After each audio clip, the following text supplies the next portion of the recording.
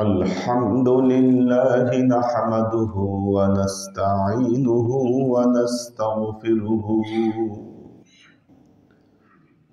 ونؤمن به ونتوكل عليه ونعوذ بالله من شرور أنفسنا ومن سيئات أعمالنا من يهد الله فهو المهتدي ومن يضلل فلن تجد له وليا مرشدا فنشهد أن لا إله إلا الله وحده لا شريك له ونشهد أن سيدنا وسندنا ونبينا محمدا صلى الله عليه وسلم فصلى الله تعالى عليه وعلى آله وأزواجه وذريته وأهل بيته وأحبابه وأصحابه الأجمعين إلى يوم القيامة. وقال الله تعالى في كلامه المجيد وفرقانه الحميد: ما كان محمد أبا أحد من رجالكم ولكن رسول الله وخاتم النبيين وكان الله بكل شيء عليما.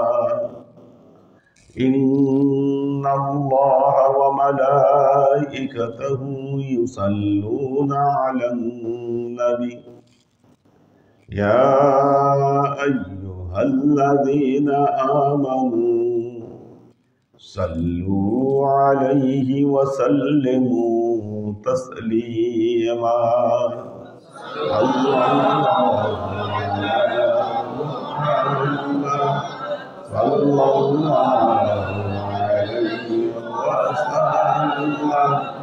صلى الله على محمد صلى الله عليه وسلم.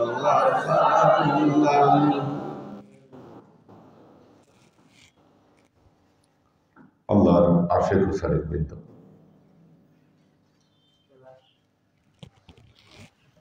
মদিনার ফজিলত, বাবু ফাজাইলুল মদিনা।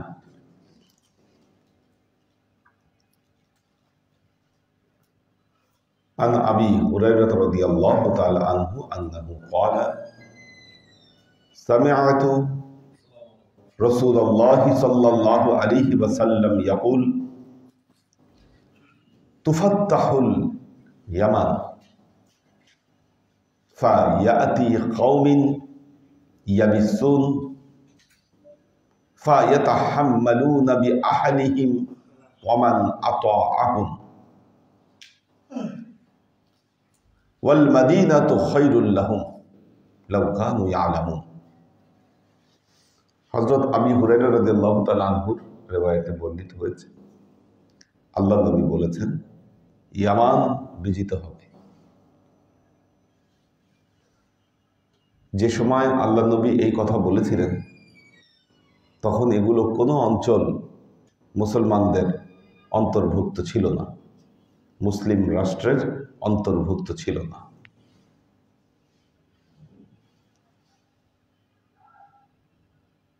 ইসলামী রাষ্ট্র শুরু হলো মদিনা দিয়ে। আল্লাহ নবী মক্কা থেকে মদিনায় হিজরত করলেন। এই মদিনা শহর ছিল ইসলামী রাষ্ট্রের প্রাণকেন্দ্র। এই রাষ্ট্রকে ধ্বংস করবার জন্য 3টি যুদ্ধ হয়েছিল পরপর: বদরের যুদ্ধ, উহুদের যুদ্ধ এবং খন্দকের যুদ্ধ। মক্কার কুরাইশ এবং আশেপাশের অ্যালায়েন্স যারা আছে তারা প্রত্যেকে টার্গেট নিয়েছিল মদিনা রাষ্ট্রকে ধ্বংস করতে হবে। ধ্বংস করার প্রথম প্রচেষ্টা ছিল বদরের যুদ্ধ। শোচনীয়ভাবে পরাজিত হয়ে তারা চলে যায়। দ্বিতীয় প্রচেষ্টা ছিল উহুদের যুদ্ধ।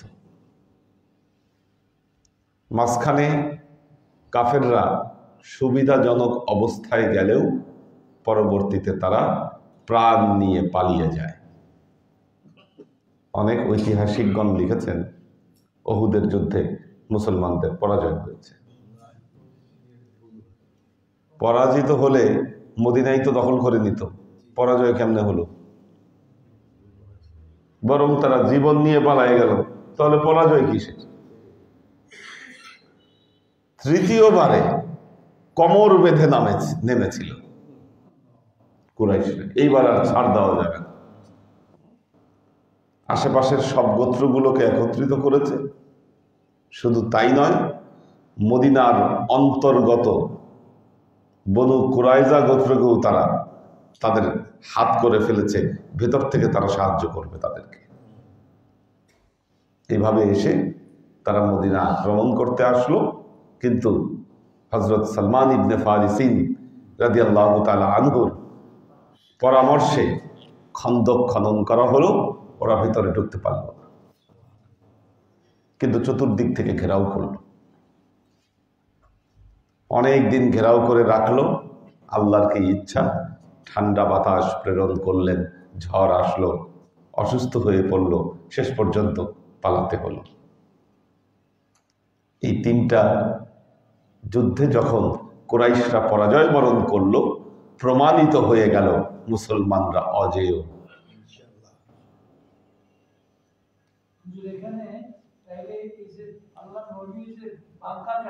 জি জি জি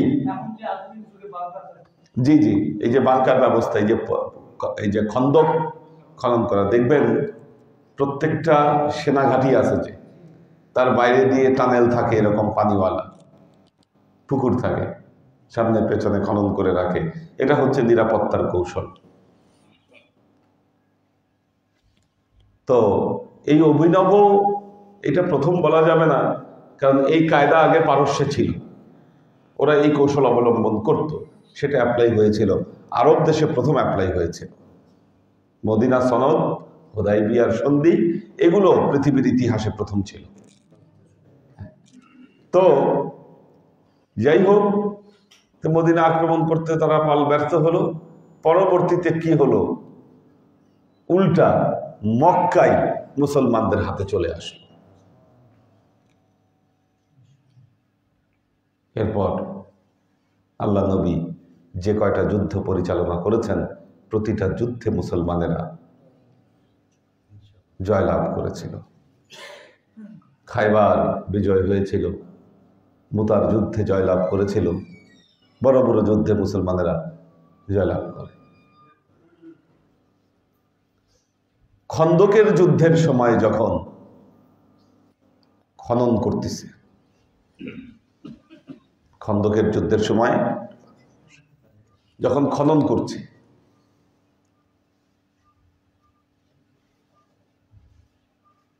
বড় একটা পাথর আসলো। সেই পাথরে যখন আঘাত করলো খনন করার জন্য, পাথরের ভেতর থেকে জোরে আওয়াজ বের হলো দুইবার। সাহাবায়ে কেরাম অবাক হলেন, আল্লাহ নবীকে জিজ্ঞাসা করলেন, ইয়া রাসূলুল্লাহ, এরকম দুইবার আওয়াজ বের হলো, আমরা তো ভীত সন্ত্রস্ত, কেন হলো? আল্লাহ নবী বললেন, রোমান এবং পারস্য সাম্রাজ্য তোমাদের হস্তগত হবে, এই সংবাদ এই দুইটা আওয়াজের মাধ্যমে দেওয়া হলো। খন্দকের যুদ্ধের সময় যখন কুরাইশরা কি করছে, মদিনা দখল করতে আসছে, এই সংবাদ যখন কুরাইশদের কাছে গেল, তারা বলল, এটা সব পাগল হয়ে গেছে, মাথা খারাপ হয়ে গেছে, কেবল নিজেদের পায়ে দাঁড়াইতে পারতেছে না, আবার বলতেছে রোম আর না রোম পারস্য সাম্রাজ্য নাকি এরা দখল করবে। খলিফা ওমরের সময় এসেই, খলিফা ওমরের খেলাফতে এসে পারস্য এবং রোমান সাম্রাজ্য মুসলমানদের হস্তগত হল। ঠিক তেমনি আল্লাহ নবী ভবিষ্যৎবাণী করেছিলেন, ইয়ামান তোমাদের হস্তগত হবে, শাম দেশ তোমাদের হস্তগত হবে। প্রতিটা ভবিষ্যৎবাণী অক্ষরে অক্ষরে পরিণত হয়েছে। আমরা যে হাদিস নিয়ে আলোচনা করছি, এই হাদিস হচ্ছে আল্লাহ নবীর সেই ভবিষ্যৎবাণীর অন্তর্ভুক্ত। আমরা আজকের দিনে কিছু মানুষ তর্ক করি, আল্লাহ নবী গায়েব জানতেন কি জানতেন না।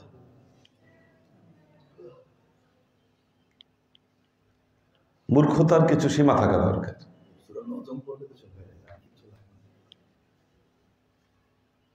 আল্লাহ নবী ভবিষ্যৎবাণী করেছেন।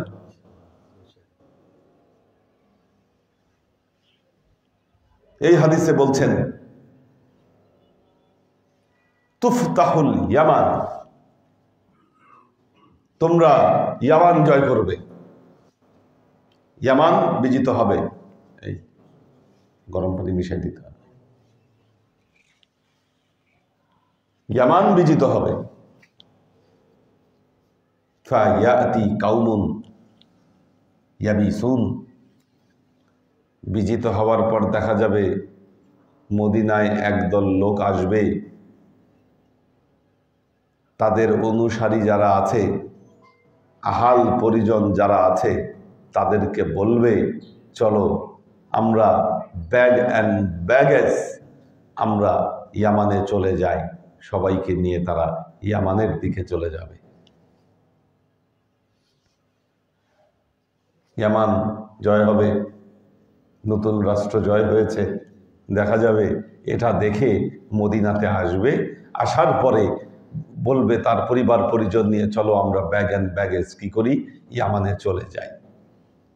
আল্লাহ নবী বলছেন ওয়াল মাদিনাতু খায়রুল লাহুম লাউ কানু ইয়ালামুন, অথচ মদিনা তাদের জন্য উত্তম ছিল যদি তারা এটা বুঝতো। মদিনায় তাদের জন্য কল্যাণকর ছিল লাউ কানু ইয়ালামুন, হায় যদি তারা বুঝতো।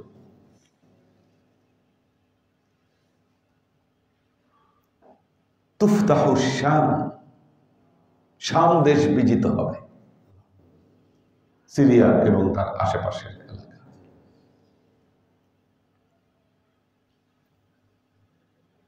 ফায়াতাহাম্মালুনা বিআহলিহিম ওমান আতাআহুম,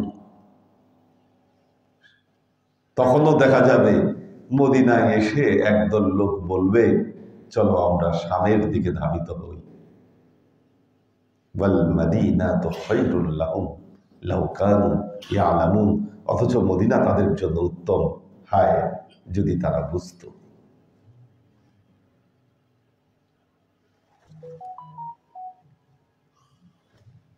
তুফতাহুল ইরাক, ইরাক বিজিত হবে, ইরাক জয়লাভ করবে। ফায়াতাহাম্মালুনা বিআহলিহিম ওমান আতাআহুম, ইরাক বিজিত হলেও দেখা যাবে ব্যাগ অ্যান্ড ব্যাগেজ নিয়ে ইরাকের দিকে ধাবিত হবে। ওয়াল মাদিনাতু খায়রুল লাহুম লাউ কানু ইয়ালামুন, অথচ মদিনা তাদের জন্য উত্তম যদি তারা বুঝত। এই হাদিসের প্রত্যক্ষ এবং পরোক্ষ দুটো ব্যাখ্যা রয়েছে, প্রত্যক্ষ এবং পরোক্ষ। বস্তুগত এবং আদর্শগত দুভাবে এটাকে ব্যাখ্যা করা যায়। প্রথমত, ইসলামী সাম্রাজ্য যখন বিস্তার করতে থাকে, চতুর্দিকে ছড়িয়ে পড়ে,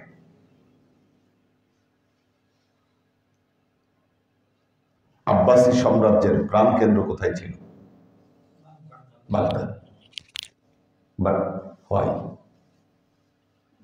ইসলামী খেলাফত হওয়া উচিত ছিল তো মদিনা, হওয়া উচিত ছিল মদিনা, হয়েছে বাগদাদ। উমাইয়া খেলাফতেও তাই, মুসলমানদের অনেক রাজ্য গড়ে উঠেছিল।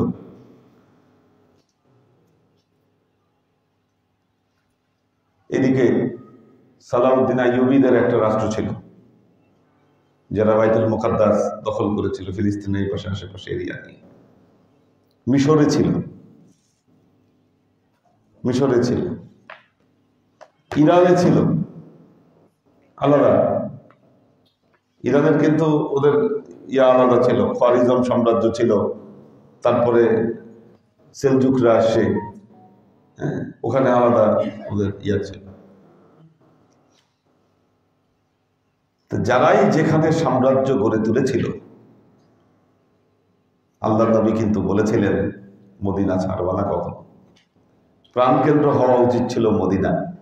এখন আল্লাহ নবীর যে কথা শুনলো না, না শোনার কারণে এর মূল্য দিতে হয়েছে কিনা।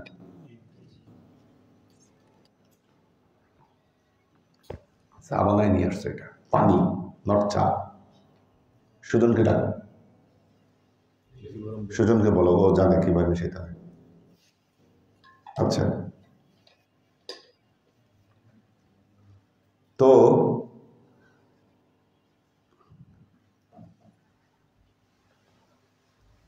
কি বলছিলাম?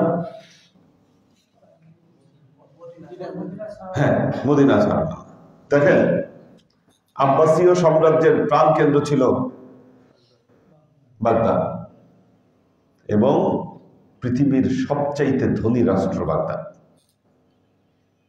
হালাকু খান এক সপ্তাহে ম্যাসাকার করে দিছে বাগদাদ, 16 লক্ষ মানুষ মেরেছে বাগদাদে এক সপ্তাহে। মাসাধিক কাল দাজলা ফরাতের পানি মানুষের রক্তে রঞ্জিত হয়েছিল, লাল হয়েছিল। হালাকু খান তার সৈনিকদেরকে নির্দেশ দিয়েছিল, আমার যে সৈনিক আমার কাছে 4টা মানুষের মাথার খুলি না আনতে পারবে, আমি তার গর্দান দিব, আমি তার গর্দান দিব। এইভাবে সালাউদ্দিন আইয়ুবীদের রাষ্ট্র ধ্বংস করেছে মঙ্গলরা। সালাউদ্দিন আইয়ুবীদেরকে ধ্বংস করেছে, ইরানের সেলজুকদেরকে পরাভূত করেছে, খারিজম সাম্রাজ্যকে শেষ করেছে। এগুলো শেষ করতে করতে তারা আগাচ্ছে, সব মুসলমান সাম্রাজ্য সব গ্রাস করে ফেলছে তারা। মদিনায় হয়তো আগাইতো, কারণ টার্গেট নিয়ে যাচ্ছে ওরা, একদিক থেকে শুরু করেছে, এরপর হলো মিশর, মিশর থেকে নিয়ে শুরু করে এই দিক দিয়ে জর্ডান হয়ে তারপর মদিনার এইদিকে ঢুকত। কিন্তু আল্লাহর কি ইচ্ছা,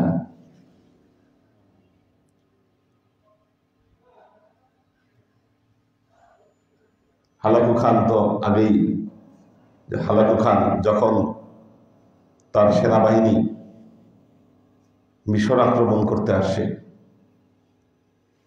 তখন মিশরে মামালুক বংশ শাসন করছে। সেখানকার সেনাপতি ছিল রুকনুদ্দিন বাইবার্স। রুকনুদ্দিন বাইবার্স আর মঙ্গল যে সেনাপতি যে গিয়েছিল, বারকে খানের ভাই, আমার নামটা ভুলে গেছি, 2 জন ছিল, একজন হলো বারকে খান, হ্যাঁ মঙ্গু খান। আচ্ছা, তো বারকে খানের ভাই, সে ছিল সেনাপতি হিসেবে। তো যখন তারা বাগদাদের দিকে আগাচ্ছে, তখন হালাকু খান মারা যায়। মারা যাওয়ার ফলে তার শেষকৃত্যে যোগদানের জন্য ও চলে আসে, মঙ্কে খান সে চলে আসে। তো যখন চলে আসে, তখন মোটামুটি তারা নিশ্চিত ছিল যুদ্ধে জয়লাভ করবে, কিন্তু মুসলমানরা এক অভিনব কৌশল অবলম্বন করে, হিট অ্যান্ড রান,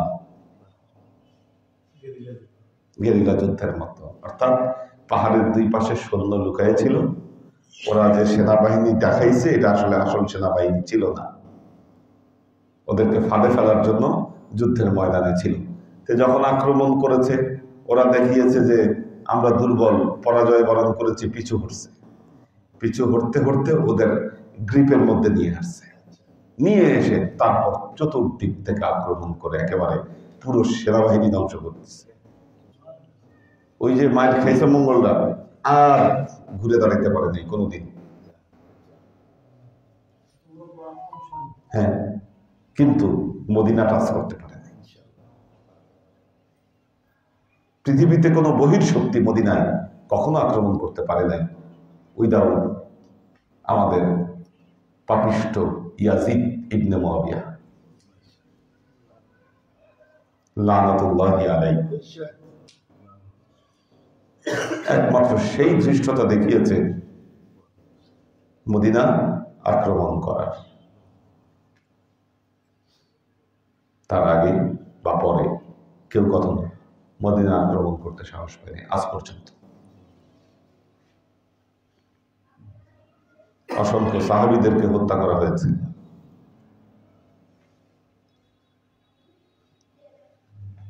বাইতুল্লাহ আক্রমণ করেছিল।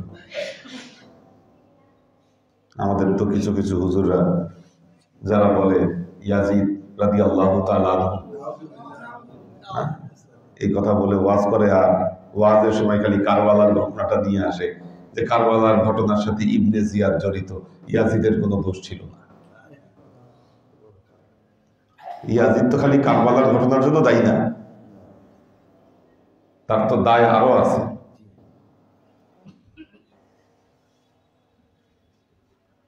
তার মানে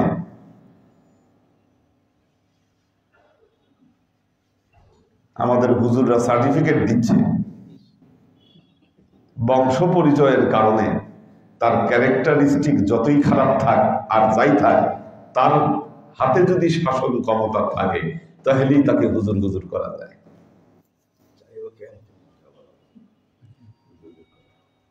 কি তাহলেই হুজুর হুজুর করা যায়। আমি বলেছি দেখবেন আমাদের হুজুররা এখন সুদের বিরুদ্ধে কোনো ওয়াজ করে না, সুদের ওয়াজ বন্ধ হয়ে গেছে আপাতত।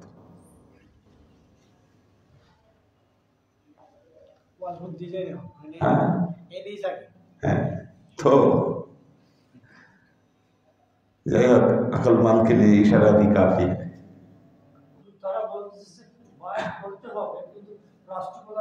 হ্যাঁ, তো এটা এই যে ফাসেক হোক আর কাফের হোক আর যাই হোক, এদের কথা অনুযায়ী যেহেতু ইয়াজিদের হাতে রাষ্ট্র ক্ষমতা ছিল, তার সব পাপ মাপ, সব গুনাহ মাপ। সে যত জেনা করছে তার জীবনে, জুয়া খেলতো, মদ্যপান করতো, সব জায়েজ। বলেন রেশনাল চিন্তা কোথায় থাকবে আপনার?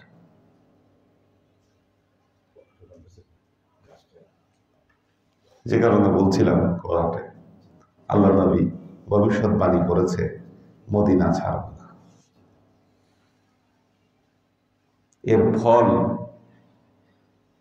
এর ফল হারে হারে তার টের পেয়েছে মুসলমানেরা।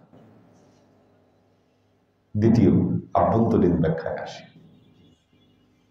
পৃথিবীর বহু জনপদে ইসলাম যাবে, বহু মতবাদের উদ্ভব হবে, বহু মতবাদের সাথে কি ইসলাম মিশবে, কিন্তু মদিনার ইসলামকে কখনো পরিত্যাগ করবা না।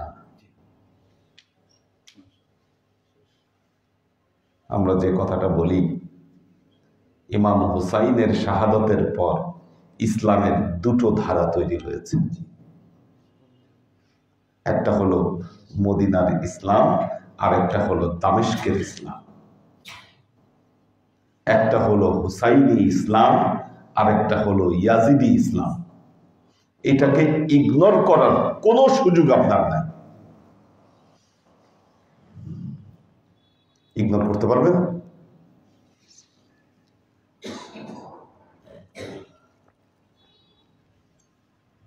মদিনার ইসলাম আপনার জন্য উত্তম। লাউ কানু ইয়ালামুন, হায় যদি তারা বুঝতো।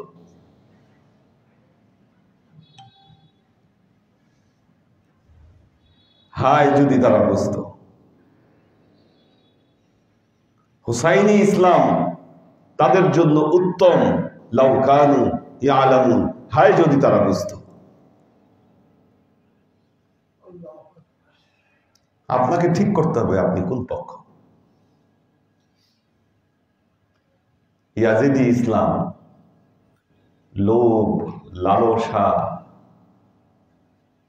খুনাখুনি, রক্তপাত, ক্ষমতার লিপ্সা, এগুলো দ্বারা পরিপূর্ণ। ব্যাখ্যা অপব্যাখ্যা, দেখবেন মুহূর্তেই মাসালা পরিবর্তন হয়ে যায়, জায়েজ না জায়েজ হয়ে যায়। কি এগুলো ইয়াজিদি দামেশকি ইসলামের পক্ষে এগুলো সম্ভব।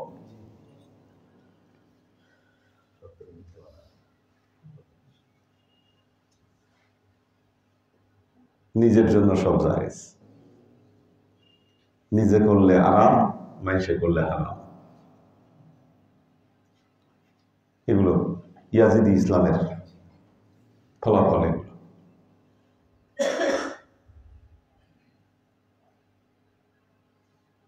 আল্লাহর আশিক ও সালিক বৃন্দ, এই বাণী আল্লাহ নবী হাদিসে দিয়েছেন।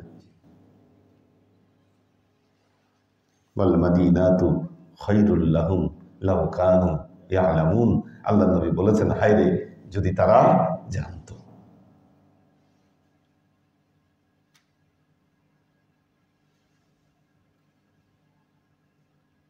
এরপরে একটি হাদিসে আল্লাহ নবী বলেছেন, ইন্নাল ঈমান লা ইয়ারিজু ইলাল মাদিনা কামা তারিজুল হাইয়া ইলা হুজরিহা।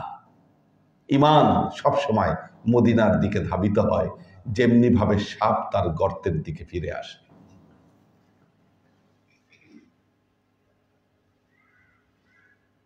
এখন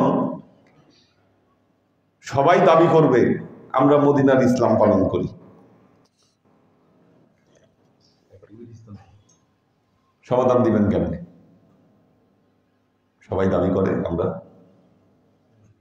মদিনার ইসলাম পালন করি। আল্লাহ নবী বলছেন, সাআতি আলা উম্মতি কামা আতা আলা বনি ইসরাঈল। ইন্না বনি ইসরাঈলা قد تفرقت 72 فرقة يتفرق أمتي 73 فرقة। আল্লাহ নবী বলছেন, আমার উম্মতের উপর এমন অবস্থা আসবে যেমন অবস্থায় এসেছিল বনি ইসরাইলের উপর। বনি ইসরাইল 72 কাতারে বিভক্ত হয়েছে, আমার উম্মত 73 কাতারে বিভক্ত হবে, প্রত্যেকেই জাহান্নামী, এক ফেরকা ছাড়া। এখন মুসলমানদের সব দল দাবি করে, নাহানু ফেরকাতান ওয়াহিদাতান, আমরাই হচ্ছি সেই একটা দল। তাবলীগীরা বলে আমরাও সেই এক দল, জামাতিরা বলে আমরাও এক দল, পৃথিবীর সবাই কওমীরা বলে আমরাই হচ্ছি সেই এক দল, নাহানু ফেরকাতান ওয়াহিদা, আমরাই একমাত্র সেই দল।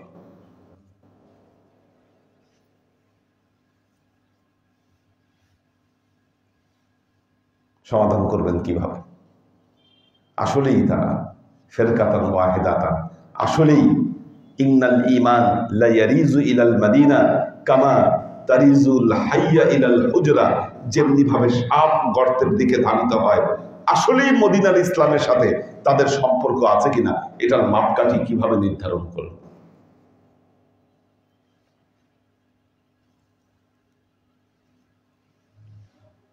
তারাই মদিনার ইসলামের উপরে আছেন যারা হুসাইনি ইসলামের উপর প্রতিষ্ঠিত।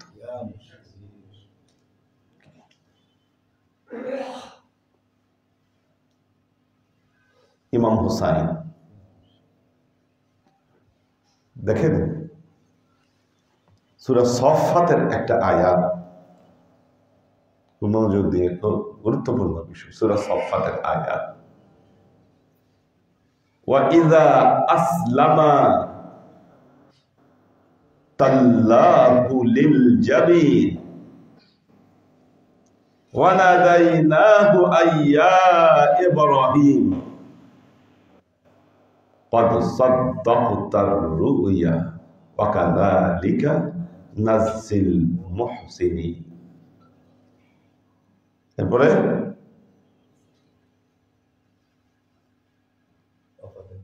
ওয়া ফাদাইনাহু বিযিবহিন আযীম ওয়া তারাকনাহু ফিল আখিরিন। আল্লাহ বললেন, ইসমাইল আর হযরত ইব্রাহিম যখন কোরবানির প্রস্তুতি নিল, তারা একেবারে কোরবানির পূর্ণ প্রস্তুতি নিয়ে নিয়েছে। ওয়ানাদাইনাহু আইয়া ইব্রাহিম, আমি ইব্রাহিমকে ডেকে বললাম, কদ সাদ্দাকতার রুইয়া, তুমি তোমার স্বপ্নকে সত্য পরিণত করেছো। আমি এইভাবেই মুহসিনদেরকে পুরস্কৃত করে থাকি। আল্লাহ বললেন, এক মহা কোরবানির বিনিময়ে আমি ইসমাইলের কোরবানিকে রদ করে দিলাম, এবং এই কোরবানি আমি পরবর্তী জামানার জন্য আমি রেখে দিলাম। ইসমাইল আলাইহিস সালাম, ওনাকে জাবিহুল্লাহ বলা হতো, যেহেতু কোরবানি হতে যাচ্ছিলেন। সেই কোরবানি এসে পড়ল হযরত আব্দুল্লাহর উপর। কোরবানি হতে গেলেন কে? হযরত আব্দুল্লাহ। 100টা উট কোরবানির বিনিময়ে ওনার কোরবানি রদ হলো।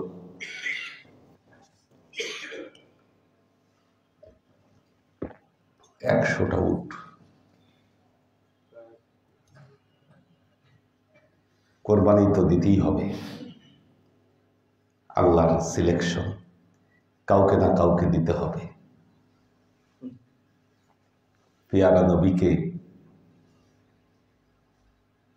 নবীকে জিব্রাইল আমিন স্বয়ং এসে জানালেন, এই কোরবানি দিতে যাচ্ছে হাসান হোসেন। পেয়ারা নবী বললেন, কবুল। কবুল। যদি কবুল না করতেন, একটা দলিল দেখাতে পারবেন? আল্লাহর দরবারে হাত তুলে আমাদের নবী বলছে, আল্লাহ আমার 2 নাতিরে তুমি বাঁচায় দাও। জীবনে একটা দিন বলেন না, বরং লাল জামা আর নীল জামা যখন এনে দিয়েছেন, জামা 2টা 2 জনের কাছে দিয়ে গেছেন। কারবালার ময়দানের মাটি তুলে মা উম্মে সালমার হাতে দিয়ে গেছেন আল্লাহর নবী, এবং বলেছেন, সালমা তুমি এই মাটি সংরক্ষণ করে রাখবা, যেদিন এই মাটি লাল রং ধারণ করবে, তুমি মনে রাখবে আমার নাতি হুসাইন কারবালার ময়দানে শাহাদত বরণ করেছে। মাওলা আলী যখন ওই ময়দানের পাশ দিয়ে যাচ্ছিলেন, ওখানে থেমে রাত্রি যাপন করলেন এবং ওই জায়গায় হাত তুলে অজস্র ধারায় কান্নাকাটি শুরু করলেন, গড়াগড়ি করে কান্নাকাটি। সাহাবায়ে কেরাম জিজ্ঞাসা করলেন, কি ব্যাপার, কি হয়েছে? মাওলা আলী বললেন, আল্লাহর নবী বলেছে আমার হোসাইন এই জায়গায় শাহাদত বরণ করবে। কবুল করেছেন ওনারা এই কোরবানি। সেই কোরবানি দিলেন ইমাম হুসাইন। উনিও জানতেন, সব জানা ঘটনা। কোরবানি, নিজের জীবনকে কোরবানি করে দিলেন। এই জন্য খাজা মঈনুদ্দিন চিশতি বলেছেন, শাহ আস্ত হুসাইন, বাদশাহ আস্ত হুসাইন, দিন আস্ত হুসাইন, দিন পানা আস্ত হুসাইন, সরদাদ দস্ত নাদাত তার দস্ত ইয়াজিদ, হকো কে বানা ইয়ে লা ইলাহ আস্ত হুসাইন। দিন হচ্ছে হুসাইন, শাহ হুসাইনি শাহ, রাজা হুসাইনি বাদশাহ, হুসাইনি দিন, দিনকে বাঁচিয়েছেন হুসাইন। দিনের পিওর রূপ হোসাইনের কাছে পাওয়া যায়। কাজেই যারাই দাবি করবে নাহাদু ফিরকাতান ওয়াহিদাতান, দেখতে হবে তারা আসলে হোসাইনি ইসলামের উপর প্রতিষ্ঠিত আছে কিনা।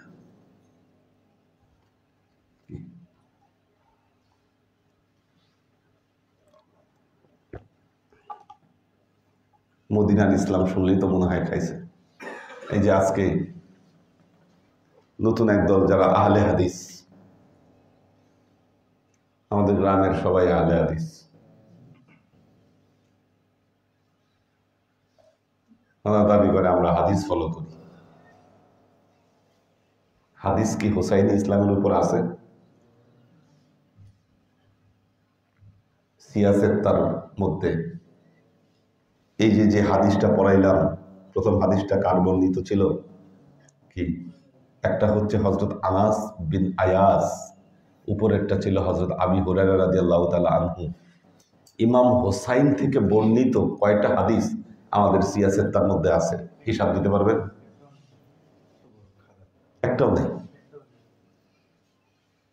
তাহলে ইমাম হোসাইন কি নাউজুবিল্লাহ এতটাই বকলম ছিলেন, কি আল্লাহ নবীর হাদিস সম্পর্কে এতটাই অজ্ঞ ছিলেন যে উনি একটা হাদিসও বলে গেলেন না তার নবীর? হাদিস সংকলনের ক্ষেত্রে যে উমাইয়া আমলে, উমাইয়ার শাসন আমলে যে হাদিস সংগ্রহীত হয়েছে এবং আজীবন তারা নবী পরিবারের সাথে দুশ্মনী করেছে, বোঝাই যাচ্ছে তারা নবী পরিবারের কোনো হাদিসকে তাদের গ্রন্থে স্থান দিতে পারে নাই। এটা রাজনৈতিক প্রভাবে হোক আর যে প্রভাবে হোক। আমাদের ইতিহাস কেমন পাল্টায় দেখেন না? ইমাম হুসাইনের হাদিস নাই কেন? হযরত আবি হুরায়রা রাদিয়াল্লাহু তাআলা আনহুর প্রায় ৭,০০০ হাদিস, মা আয়েশার ৯,০০০ হাদিস, আদনা সাহাবীর ১,১২০০-১৫০০ হাদিস, যার ব্যাপারে আল্লাহ নবী বলে গেলেন আনা মাদিনাতুল ইলম ওয়া আলিয়্যু বাবুহা, আমি জ্ঞানের নগরী, আলী সেই নগরীর দরজা। আপনি বলতে পারেন হযরত আলীর কয়টা হাদিস আছে সিয়াসেত্তায়? ১০০টাও নাই। আমরা দুঃখের বিষয় আকল কাজে লাগাই না, গবেষণা নাই, হাওয়ার উপর গড্ডালিকা প্রবাহের উপর আমরা চলতেছি। আম মানুষ জানে না এগুলো। আর আমরা যারা এগুলা কথা বলি, মুখে মুখে তো জ্ঞান দিয়ে তো জবাব দিতে পারে না। দেখবেন দুইজন শিক্ষিত মানুষ ঝগড়া করলে যুক্তির বিপরীতে যুক্তি দেখায়। আপনি অশিক্ষিত মানুষের সাথে ঝগড়া করতে যান, ও তো যুক্তি দেখাইতে পারবে না। এই ২-৩টা কথার পরে দেখবেন গলার সাউন্ড বাড়াবে। যখন গলার সাউন্ডও শেষ, তখন সে শক্তি কাজে লাগাবে। সেজন্য আমরা যখন এগুলা কথা বলতে চাই, প্রথমে আমাদেরকে বলে শিয়া, ভণ্ড। যখন তাতেও কাজ না হয়, তখন কি করে? গায়ের শক্তি কাজে লাগায় যে না, এটা এখন থামাইতে হবে। তাই চলছে।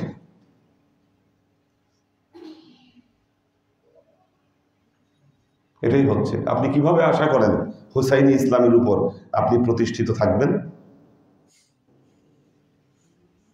আমার বলার নাই চিৎকার করে আমরা হুসাইনি ইসলামের উপর প্রতিষ্ঠিত। আমাদের নীতি আদর্শই বলে দিবে আমরা আসলে কিসের উপর প্রতিষ্ঠিত। আমার নীতি, আমার আদর্শ এটা ঠিক করে দিবে।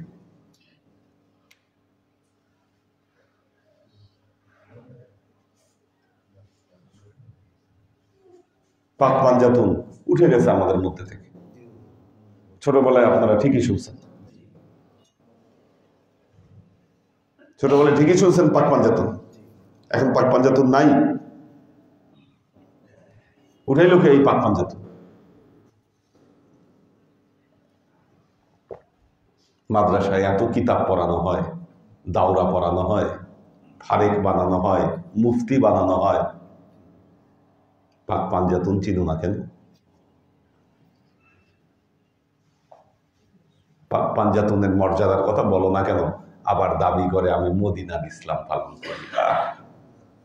মামু বাড়ি আবদার, মাদানি। একটা জিনিস মনে রাখবেন, বর্তমান মদিনা তথা মাদানির সাথে আল্লাহর নবীর যুগের মাদানির কোনো মিল নাই। কারণ বর্তমান মদিনাতে যারা বসে আছে, স্কলার বলেন, শাসক বলেন, পণ্ডিত বলেন, এরা ব্রিটিশ, আমেরিকা, ইউরোপের পাঁচাটা গোলাম, এরা দাস। এই জন্য মাথায় যত বড় পাগড়ি লাগাইছে আর যত বড় হুজুর সাজছে না কেন, সারা পৃথিবীর মুসলমানদেরকে মেরে ফেললেও এদের মুখ থেকে টু শব্দ বের হয় না, কোনো আওয়াজ নাই। এই সমস্ত মাদানি, আজহারি, এগুলো সব প্রত্যাখ্যাত। আমরা প্রত্যাখ্যান করি এগুলোকে। ইসরায়েলকে সর্বপ্রথম স্বীকৃতি দিয়েছে মিশর রাষ্ট্র হিসেবে। ফেরাউনের দেশ। এই যে আজহারি, বড় বড় যারা আজহার থেকে পড়ে আসেন, ওনারা ওই সময় মুখে তালা দিয়ে বসেছিলেন কেন? প্রতিবাদ করেন নাই, বলেন নাই ইসরায়েলকে স্বীকৃতি দিলে কি হতে পারে মুসলমানদের?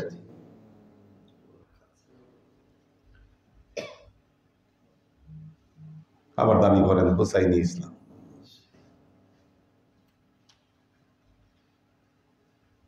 এত সস্তা।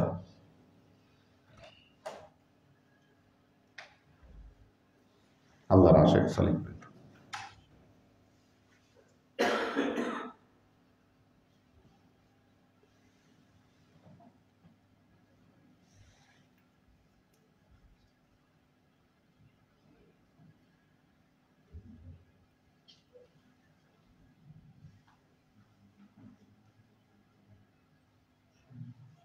আল্লাহ নবী বলেছেন, লা ইয়াকিদু আহলাল মাদিনাতি আহাদুন। মদিনাবাসীদের বিরুদ্ধে কোনো ষড়যন্ত্র করতে নিষেধ করেছেন আল্লাহ নবী। আমাদের মদিনাবাসীদের বিরুদ্ধে কোনো অভিযোগ নাই, এটা বুঝতে হবে কিন্তু কথার টোনে। আমরা অভিযোগ তাদের বিরুদ্ধে করছি না।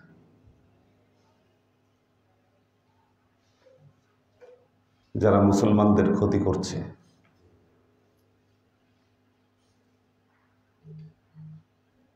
যারা নিজেদের সার্বভৌমত্ব বিকায়ে দিয়েছে, আমাদের কথা তাদের বিরুদ্ধে।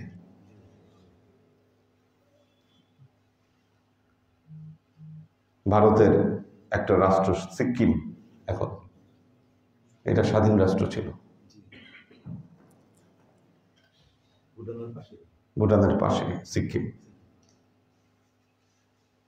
এই রাষ্ট্রের পার্লামেন্ট মেম্বাররা পার্লামেন্টে বিল পাশ করে ভারতের সাথে যুক্ত হয়ে গেছে। তার মানে মন্ত্রী এমপিরা কি করলো? স্বাধীনতা বিক্রি করে দিল।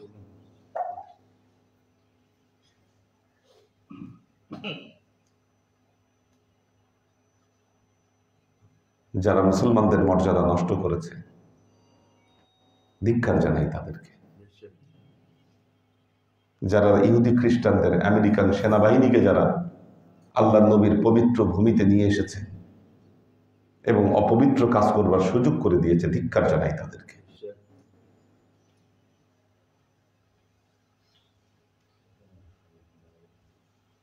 সৌদি আরবিয়ায়, জেদ্দায়, আরব দেশের বিভিন্ন শহরে, পৃথিবীর বিভিন্ন দেশ থেকে নায়ক, নায়িকা, গায়ক, গায়িকা, নর্তকী, এগুলোকে নিয়ে গিয়ে অনুষ্ঠান করা হচ্ছে। আল্লাহ নবীর পবিত্র ভূমির মর্যাদা নষ্ট করা হচ্ছে। এই হারামখোররা তো বুঝতেছে না যেটা কত বড় ষড়যন্ত্র। হারামখোর তো।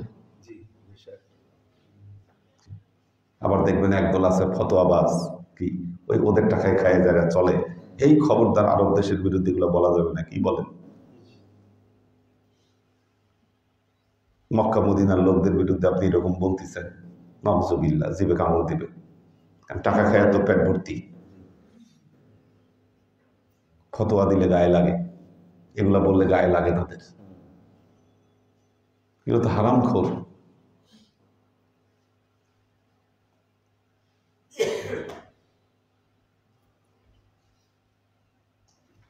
তো নিজেদের ঈমান বিক্রি করে দিয়েছে। ঈমান বিক্রিকারী এই সমস্ত লোকদেরকে যদি আপনি এতাআত করেন, এদেরকে যদি আপনি ইক্তিদা করেন, কিভাবে দাবি করবেন যে আপনি হুসাইনি ইসলামের উপর প্রতিষ্ঠিত আছেন? আমাকে যুক্তি দিয়ে বুঝান আপনি।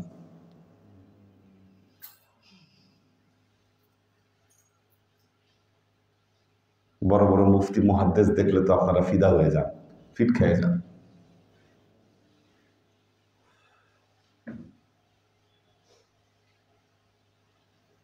আল্লাহ আমাদের সহায় হন।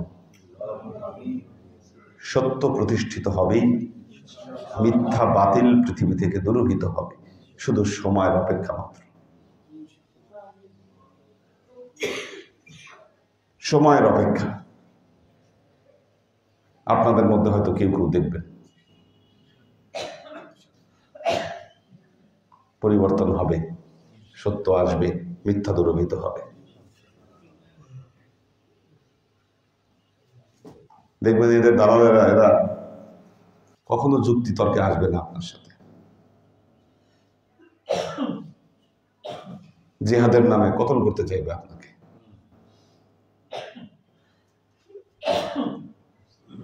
আল্লাহ পানা দান করুন। দেখি কারা আছে।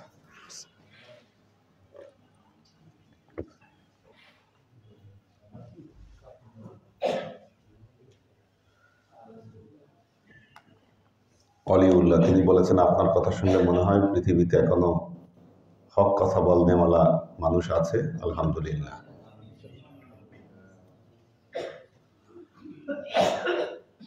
শরীফুল ইসলাম, মাহফুজুল হক উজ্জ্বল, ফারুক মিয়া, আলী আকবর ভাই আছেন, রাইসা তাজরিয়ান, হাবিবুর রহমান শরীয়তপুর নড়িয়া থেকে, সুরভি আক্তার নিপা, মোহাম্মদ লালন, মোহাম্মদ মিজান, মোসাম্মদ ফারিজা ফাইরুজ, আব্দুল হাফিজ, আরিফা শেখ, সৈয়দা আনোয়ারা শরীফ, এইচ কে হানিফ, সিয়াম আহমেদ, ওমর ফারুক,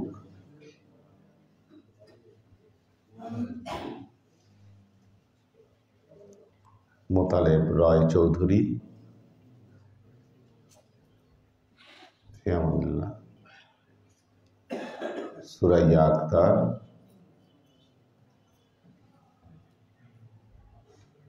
ওমর ফারুক,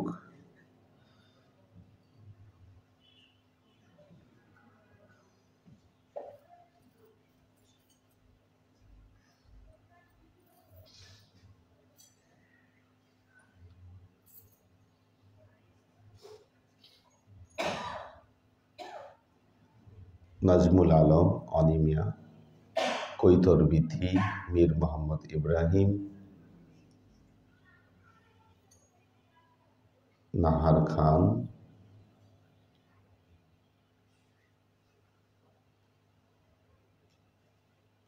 ওমর ফারুক মাইজ ভান্ডারি। উনি বলেছেন ক্লাসের সময় যদি আরো বাড়ানো যেত। আসলে আমাদের এখানে অনেক দূর দারাজ থেকে লোকজন আসে, মানে স্থানীয় লোকজনের চাইতে দূর দারাজ থেকে অনেকে আসে, ফিরে যেতে হয়। বিশেষ করে মেয়েরা 11টার পরে গেলে তাদের জন্য সমস্যা হয়ে যায়। তো সেই জন্য ক্লাসের টাইম 1 ঘন্টার বেশি নেওয়া যায় না, খতম পড়ানো হয় আরো। নাদিয়া সুলতানা শিলা দোয়া চেয়েছে, শরীর খারাপ। নাজিমুদ্দিন ভাইয়ের ফ্যামিলি আছেন, ওমর শরীফ, স্বামী মারা, সুলতান আইরিন, এইচ কে কনক, সৈয়দা আমরিন শরীফ, হিমেল মাহমুদ, স্নিগ্ধা রাহি, স্বামী মারা, শায়লা ইলিয়াস, মারুফুর রহমান। আল্লাহ সবাইকে ভালো রাখুন, সুস্থ রাখুন। কোরআন খতম হয়েছে, একজন তার বাবা মার জন্য দোয়া চেয়েছে খতমের। দোয়া করবেন আল্লাহ যেন তার গুনাহগুলোকে আল্লাহ মাফ করে দেন।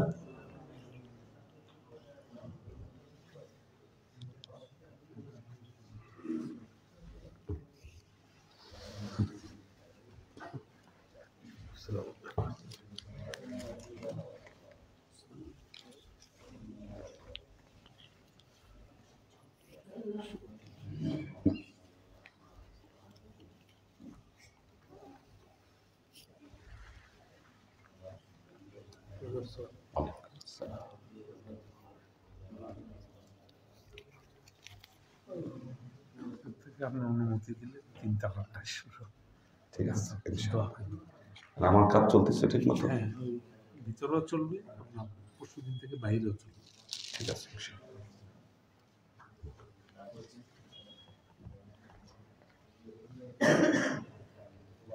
اللهم آمين. اللهم صل على محمد وعلى آل محمد كما صليت على إبراهيم وعلى آل إبراهيم إنك حميد مجيد. اللهم بارك على محمد وعلى آل محمد كما باركت على إبراهيم وعلى آل إبراهيم إنك حميد مجيد. ربنا ظلمنا أنفسنا وإن لم تغفر لنا وترحمنا لنكونن من الخاسرين. ربنا آتنا في الدنيا حسنة وفي الآخرة حسنة وقنا عذاب النار. ربنا لا تزغ قلوبنا بعد إذ هديتنا وهب لنا من لدنك رحمة إنك أنت الوهاب.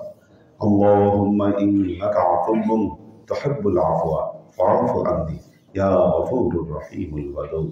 اللهم نور قلوبنا بنور الإيمان ونور قلوبنا بنور الإسلام ونور قلوبنا بنور الإحسان وزين أخلاقنا بنور محمد صلى الله عليه وسلم. اللهم إنا نسألك علما نافعا رزقا واسعا عملا مقبولا شفاء من كل داء قلبا خاشعا ذهنا ذاكرا إيمانا كاملا توبة قبل الموت راحة عند الموت ونجاة بعد الموت.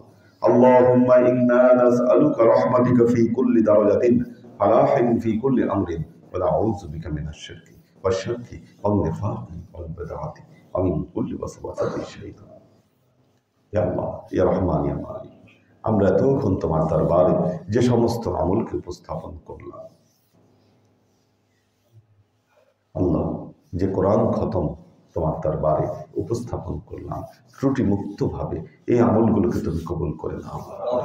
তুমি একজাদা আমাদের পিয়ারা নবী হযরত মুহাম্মদ মুস্তাফা সাল্লাল্লাহু আলাইহি ওয়াসাল্লামের কাছে পৌঁছে দাও। আল্লাহ আমাদের নবীর পরিবারবর্গের কাছে তুমি একজাদাকে পৌঁছে দাও।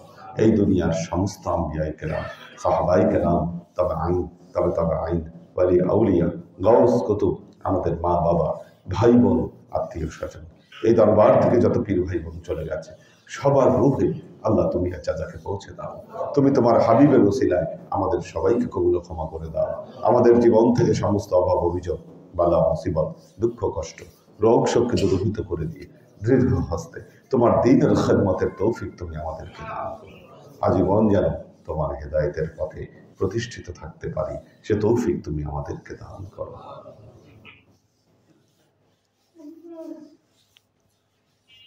سبحان ربك رب العزة عما يصفون سلام على المرسلين والحمد لله رب العالمين واجعل آخر كلمتنا عند الموت لا إله إلا الله محمد رسول الله صلى الله عليه وسلم.